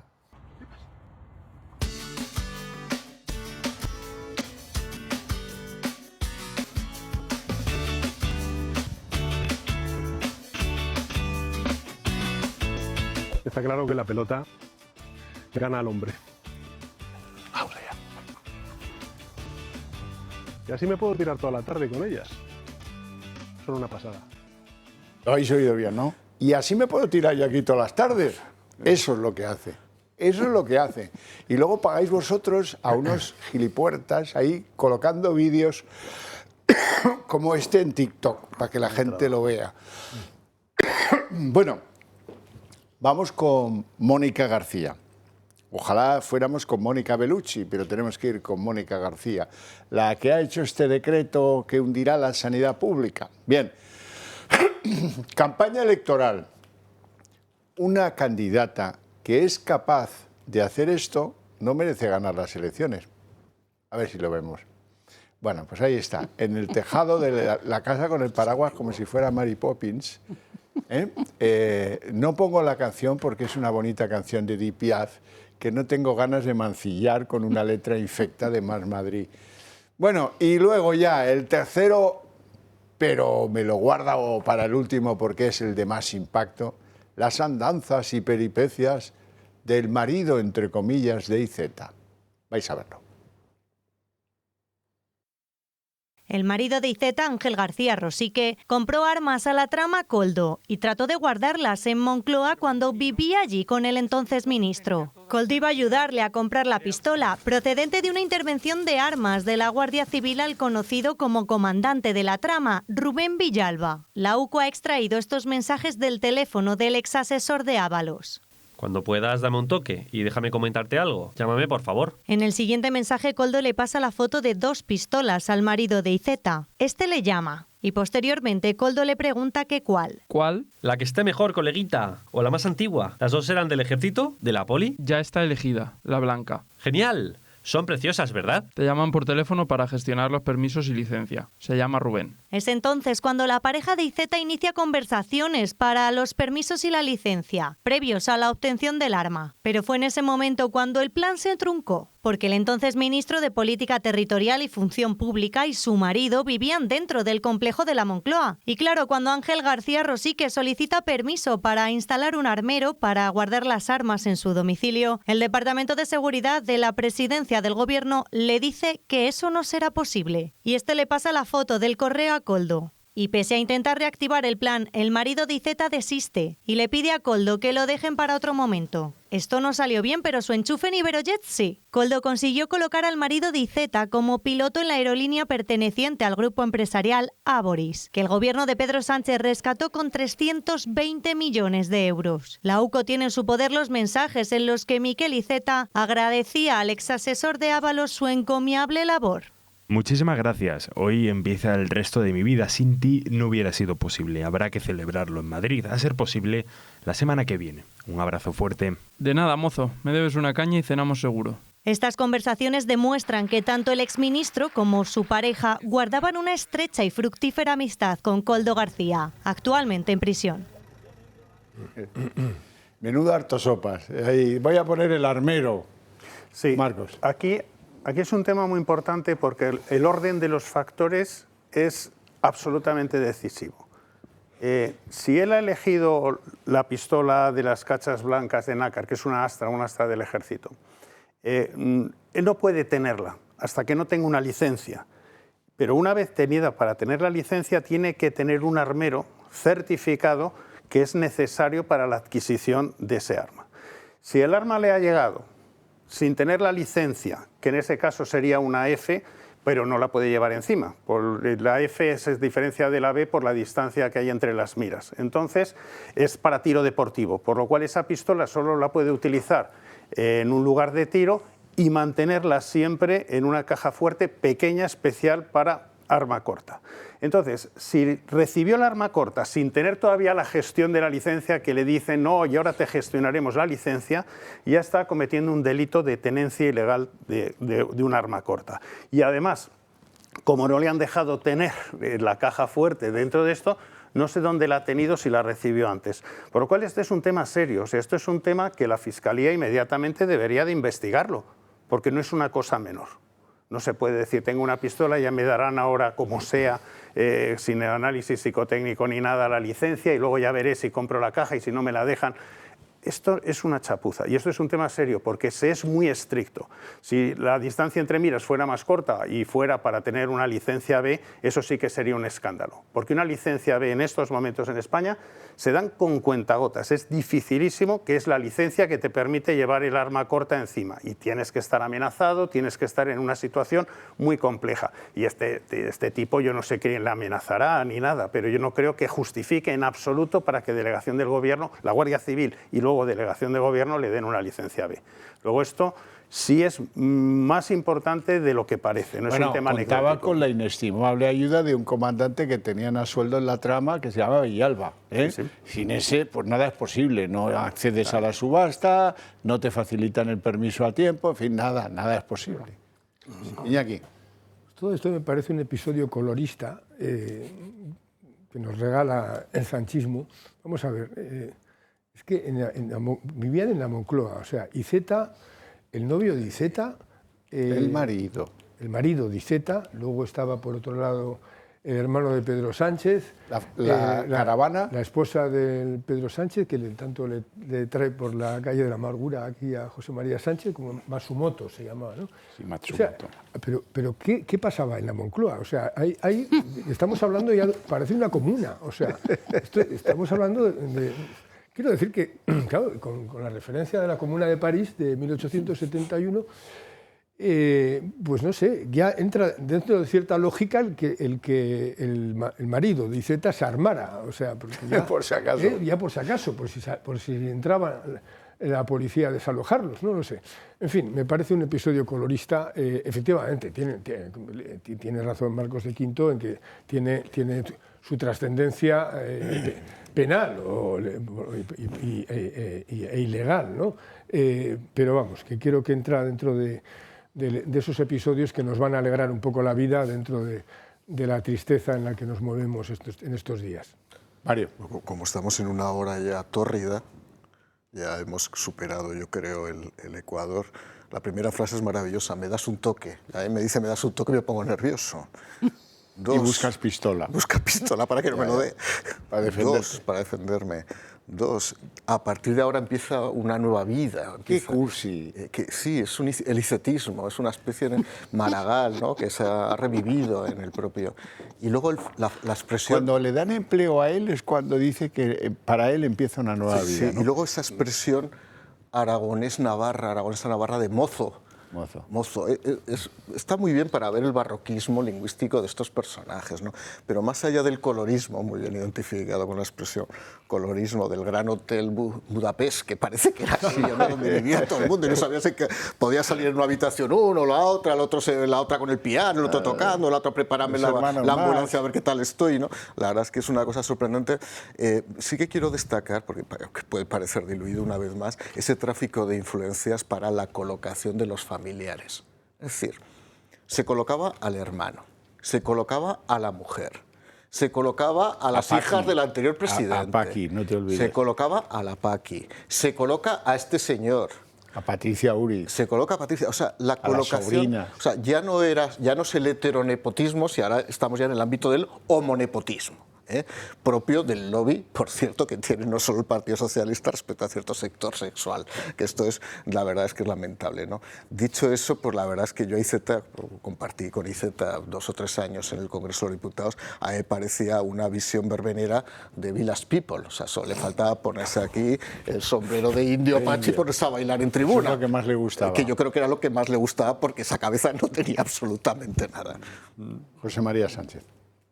Sí, desde luego, pero no sé, una comuna al fin y al cabo, hay detrás una cierta, escasa, pero una cierta reflexión intelectual. Hotel Budapest es una cosa demasiada categoría para esto. Yo creo que esto era como más bien 13 Rue del Percebe, el tebeo ese, o la contraportada de un tebeo que había cuando yo era niño, con todos los pintorescos habitantes de aquel inmueble. Sí, efectivamente, Matsumoto, la japonesa. Pero ahora descubrimos que vivían también en la Moncloa este señor. Iceta y el marido o novio. Obsérvese que a Iceta lo llama mozo coldo cuando es ministro. O sea, el grado de confianza es máximo. La gente no llama ordinariamente a un ministro mozo. Mozo. Bueno, en fin, mozo, no sé yo. Bueno, pero luego hay un momento dado que habéis dicho que si para la tenencia del arma que es preciso superar un test psicotécnico. Yo creo que esto que no supera el test psicotécnico ni Zeta, ni el novio, ni nada de estos, ni Matsumoto supongo que tampoco. Luego que dónde guardaba la pistola si no tenía el armero ese, por reducido que fuera. Yo creo que debajo de la almohada, por si Zeta le da un disgusto, creo yo. Si todo esto pone de manifiesto una vez más que este gobierno, aparte de sus aberraciones, desatinos, falta de patriotismo, sinvergonzonería, incompetencia, impericia, latrocinio del que es protagonista, es además un gobierno ridículo. Sí, señor. Bueno, vamos con el personaje nefasto de la semana.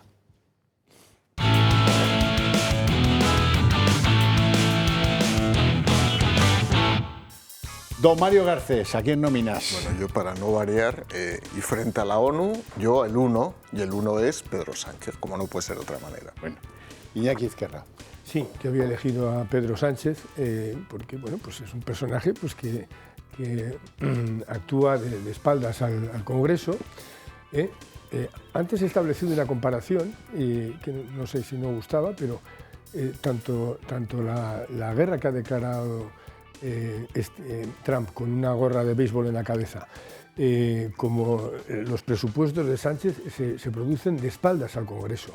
Entonces aquí hay un deseo de imitar, salvando todas las distancias, pero hay un tipo de comportamientos que es yo ignoro la legitimidad democrática, ignoro al Congreso y actúo por mi cuenta. Bueno, pues este está en ese aprendiz de trumpismo, de alumno aventajado. Marcos de Quinto, ¿a quién nombras? Bueno, por supuesto a Sánchez, porque me parece que todos los demás son personajes secundarios de atrecho.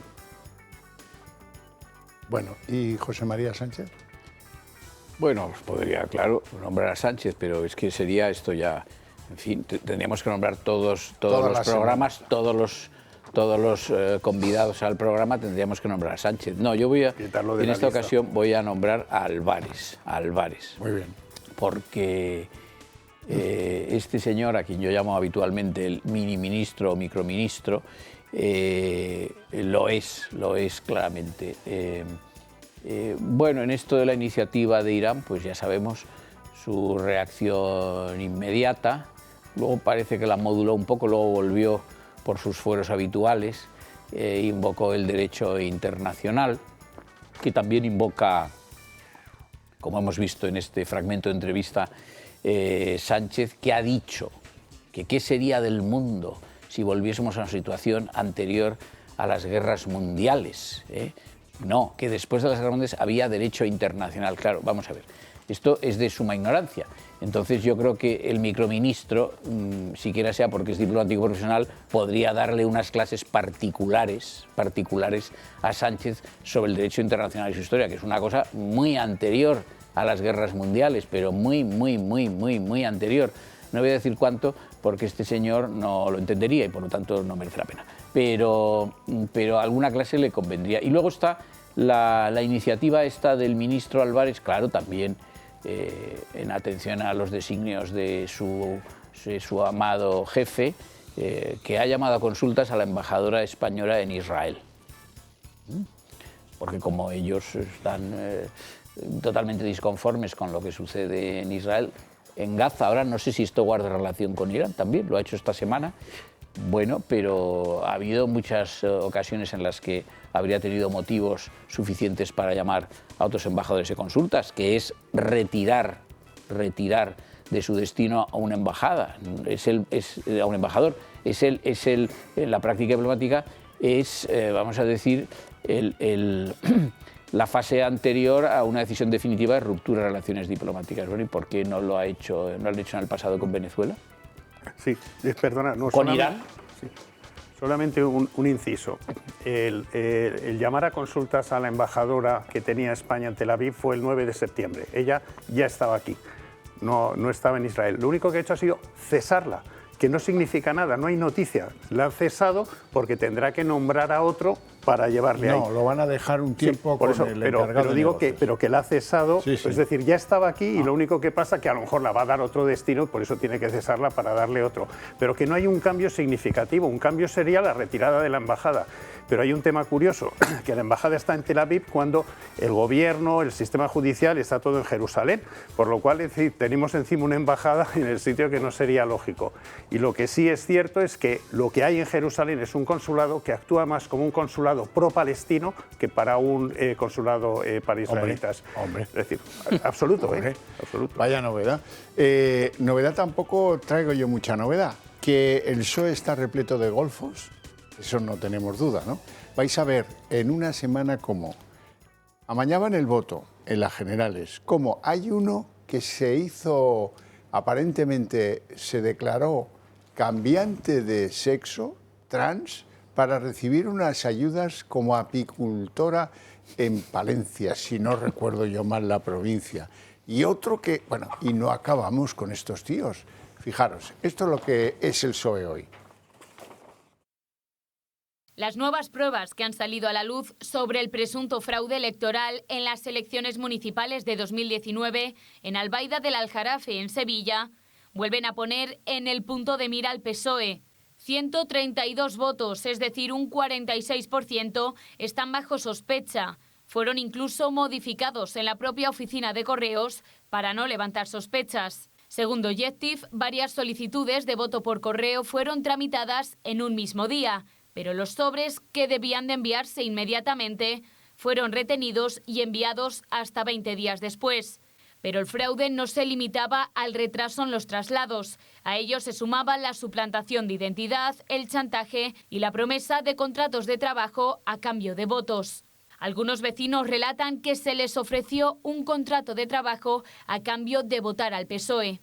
Un entramado que salpica también a empleados de correos. Uno de ellos gestionó solicitudes de voto sin la presencia física de los votantes. Un modus operandi que no solo se llevó a cabo en Sevilla. La Guardia Civil también ha detectado patrones similares en Almería, Murcia, Tenerife o Ciudad Real. En todo esto parece que se ha convertido el Partido Socialista. Al posible fraude del voto por correo hay que sumar la polémica ley trans, que salpica ahora a un miembro del partido. Se trata de Manuel Garrido, un concejal del PSOE en Palencia que se ha cambiado el sexo para poder acogerse a las ayudas para mujeres rurales. Dice no entender por qué no lo hacen más hombres. El PSOE lo ha expulsado del partido. Y por otro lado está el alcalde de Benamaurel, un municipio granadino. Juan Francisco Torregrosa fue detenido hace unos días en el marco de una investigación judicial por una presunta trama de estafas a través de Internet. Una detención que se produjo cuando Torregrosa acudía a renovar su DNI. Momento en el que las autoridades se dieron cuenta que el alcalde tenía una citación judicial. Con estos acontecimientos, cabe recordar que el PSOE presumía en su centenario de 100 años de honradez. No van a poder ni renovar el DNI. Ya el tío que se dice que ha cambiado de sexo para pillar ayudas de apicultora, bueno. Y lo del robo de votos, Mario Garcés. Bueno, yo me quedo con el trans, perdonadme, porque como hay que seleccionar algo a estas horas, fijaos que hace... A mí lo de la apicultora... La apicultora, que está por verla sin Z y su pareja la conocía.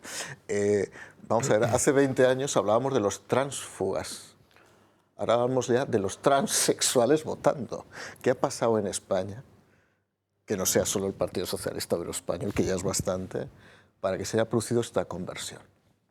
¿Qué ha pasado para que lo pintoresco, lo colorista, y vamos a decir, lo absurdo, lo grotesco se haya impuesto frente a otro tipo de problemas. Antes recuerdo que lo importante era, pues, hoy no estaba el VAS, pero ¿qué pasó con lo de Tamayo y por qué uno vota? Esos eran los grandes problemas de la política española. No, ahora es que hay uno que se puede convertir atrás porque forma parte de la cuota y porque recibe una subvención. Recuerdo, uno de mis hijos, hace poco, comiendo con él, me decía, no, yo me voy a hacer mujer.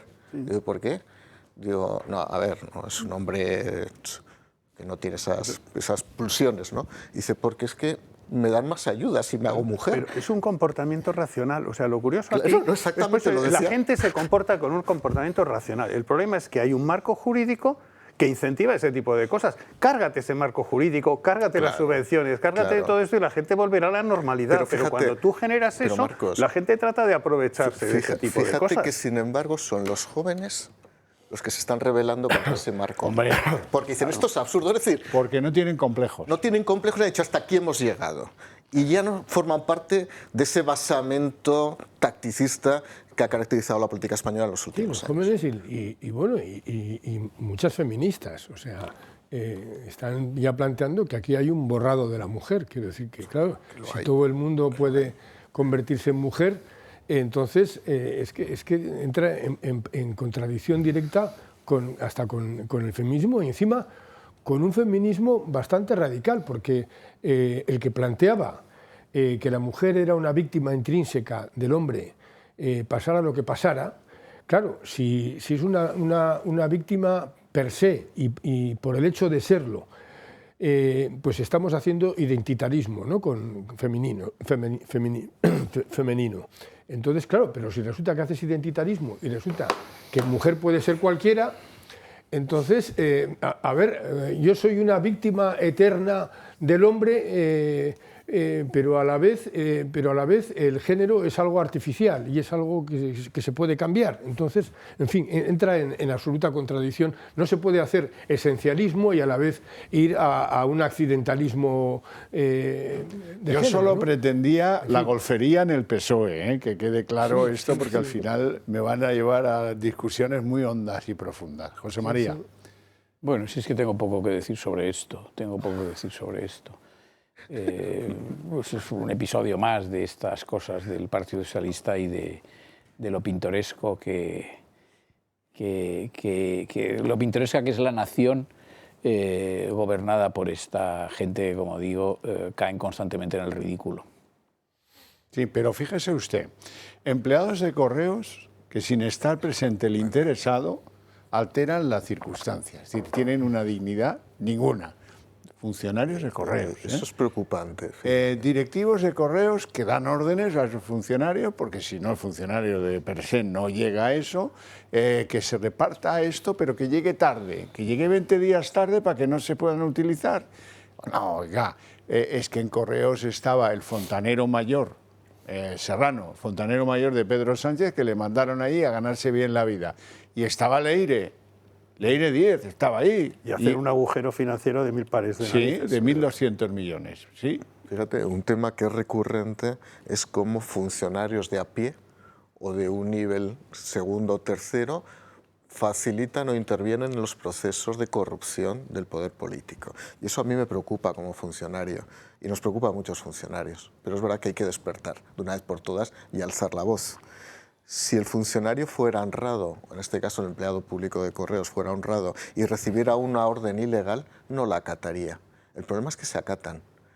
Y el problema es que hay funcionarios de tercer, cuarto, quinto nivel, digo en la estructura administrativa, no de otra manera, que están acatando órdenes por miedo, por incentivos perversos o no perversos, por productividades, por miedo a que te puedan cesar o no.